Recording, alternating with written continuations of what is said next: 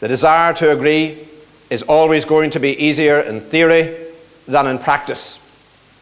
And I have found that people like the idea of compromise much more than they like the reality of it. But we are striving to do better.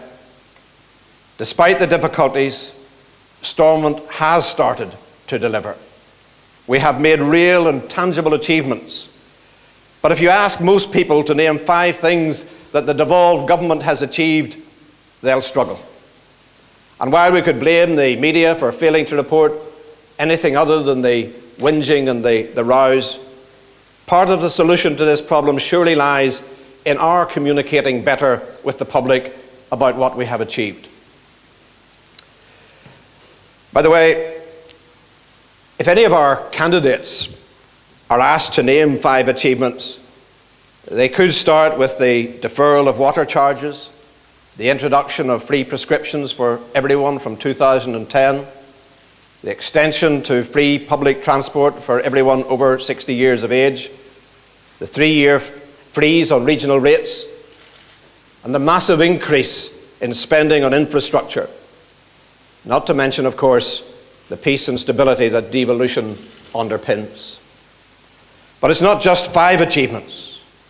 We have literally dozens of achievements. And we will be setting them out over the course of the election campaign. Stormont has started to deliver, but there is much, much more to do. In the 2 meetings of the executive since Hillsborough, we have very considerably increased the rate of executive agreements. There's a new momentum and a determination to make real progress. Yet I know that despite the progress, many unionists are still struggling to come to terms with the idea of Sinn Féin in government. I know that. I understand it. It's a reality that I have to deal with every day. Few unionists who have come through the dark days of the past like the idea of Sinn Féin in government. But most now recognise that we have to work with whoever the ballot box brings forth. I expect Republicans don't care too much for who the unionist electorate send to Stormont either. I believe that when we move beyond the understandable initial response, most people accept that the present arrangements are the best achievable way forward at this time. For all the difficulties, I am absolutely convinced that it is the right thing to do. The alternative of pursuing an unachievable and unattainable goal by bringing Stormont down and destroying everything that has been achieved would be sheer madness. The thorny issue of policing and justice has been an impediment to the operation of devolution. But even though it took a long, long time to resolve, we were right to hold out until the conditions were right. As a result, the institutions will be more stable and more enduring. Through the negotiations over the last 3 years, we have kept our manifesto commitment. We have ensured that there will be no Sinn Féin Justice Minister, something that the Ulster Unionists had previously conceded. Despite what some have said, that is not something that we can guarantee just until 2012, but for as long as we remain the largest unionist party. We have ensured that for the first time in decades, local people will be in charge of a justice department, while the independence of the Chief Constable and the judiciary is upheld and maintained. The United Kingdom government will remain responsible for national security matters. In addition, we have secured a financial package of an additional £800 million on top of the existing £1.2 billion a year budget, and a well-deserved £20 million gratuity for part-time reserve police officers. That's something that no other party achieved. In moving forward, it's right that we face up to the criticisms that other unionists have made of us. Like every party, we have made mistakes. Some of the criticisms that we have faced are fair, but many others are not. I'm the first to accept that in 2007 we didn't do enough to explain what we did and why we did it. But I don't for 1 second accept that we broke our word or went back on our election commitments. Our manifesto at the time was clear. We were committed to restoring devolution.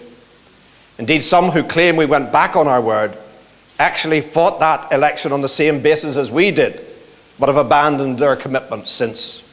Where's the principle in that? No one could have been in any doubt that we fought the 2007 Assembly election on the basis that we intended to restore devolution. The only issue was the timing, not the political structures. But if we have to accept some truths about ourselves, then I believe that it's important that we also set the record straight about other unionists. Over the last 10 years, the Ulster Unionist Party has gone from having 10 MPs to just one, or is it now none? They have lost their way, and they now oppose progress out of political expediency and not out of principle. We saw that with their manufactured opposition to the devolution of policing and justice at Stormont. They played party politics rather than doing what was best for the people of Northern Ireland. They opposed the devolution of policing and justice at Stormont. They supported it in the House of Commons. And in the House of Lords, not one of their peers sought to divide the House on the issue. Play acting at its worst. As a party, they ran out of steam years ago. They have no plan or ideas for the future. I see no evidence of any recovery in their electoral fortunes. They were too weak to take Sinn Féin on 5 years ago, and are even weaker with their links to the Conservative Party now. They are a party of the past, not of the future. Their link-up with the Tories has stumbled from one crisis to another. While we could just watch on as the Ulster Unionist Party further implodes, I believe that the link-up with the Conservative Party in this election could potentially be damaging to unionism. They have already been prepared to sacrifice their only Member of Parliament. Any Ulster Unionist Party MPs would be answerable to the Conservative Party at Westminster and not the people of Northern Ireland. And the Conservative Party has not always acted in the best interests of unionism.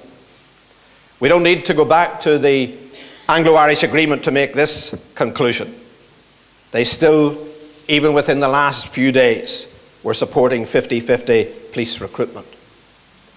And what exactly does the Ulster Unionist Party get in return, apart from a hefty financial package to try and buy the election? They get a pledge that any of their MPs would be eligible to be in the next government. That's about as meaningful as saying that anyone who is over 35 and was born in the United States is eligible to be president. When the time comes to vote, I am confident that the unionist electorate will choose a party that listens to the people of Northern Ireland, not one that takes its orders from David Cameron and the Tories. But I believe that the Ulster Unionist Party is largely irrelevant at this election. The real menace comes from those who would take Northern Ireland back.